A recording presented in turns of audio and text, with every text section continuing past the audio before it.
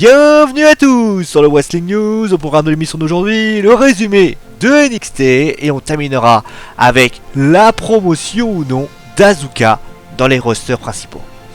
Et débutons donc avec NXT, donc les demi-finales du Zero Tag Team Classic, et ce seront donc les Author of Pain, vainqueurs face au hashtag DIY, avec un Last Chapter face au TM61, vainqueurs eux face au Sanity, avec un Jackknife Cover, vous l'avez compris donc, à NXT TakeOver, les Author of Pain affronteront donc les TM61, en finale, du côté des filles, c'est Ember Moon qui fait ça avec son Total Eclipse pour gagner face à Raphaël, et donc signature de contrat entre Shinsuke Nakamura et Samoa Joe, et donc il vient mais avec sa propre chaise, sa propre table, pour éviter bien sûr que Nakamura lui en mette une, surtout qu'il serait assez énervé si jamais il venait de perdre, hein, et oui, la tristesse de tout un peuple.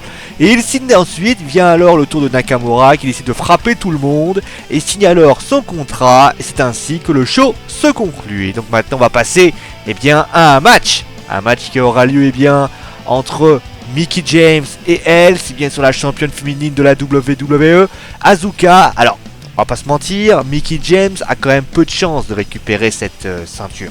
Déjà parce qu'elle n'est pas une rookie, et qui plus est, Asuka pourrait porter cette ceinture un peu plus longtemps. Et je rappelle les informations précédentes, Mickie James est plus là pour un petit peu assurer la transition pour que Ember Moon et d'autres lutteuses de NXT puissent bien sûr prendre le flambeau des Sasha Banks, des Bayley et autres. Et tout d'abord, mais la question aussi qu'il faudrait se poser, c'est est-ce que cette japonaise qui a énormément de talent va rejoindre bientôt les Sasha, les Bayley ou bien d'autres? Il y a un fan d'Asuka, comme on dit au Japon,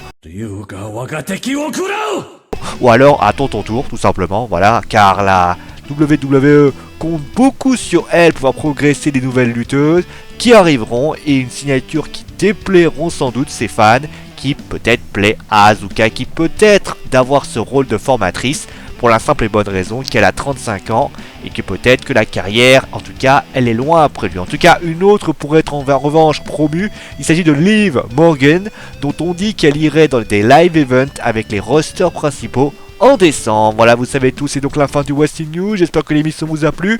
Demain au programme, résumé de la Lucha Underground, et on parlera des deux cartes du live event de Strasbourg et de Lyon qui aura lieu donc demain. Donc vous les aurez toutes fraîches, a priori ce seront les deux qui seront proposés.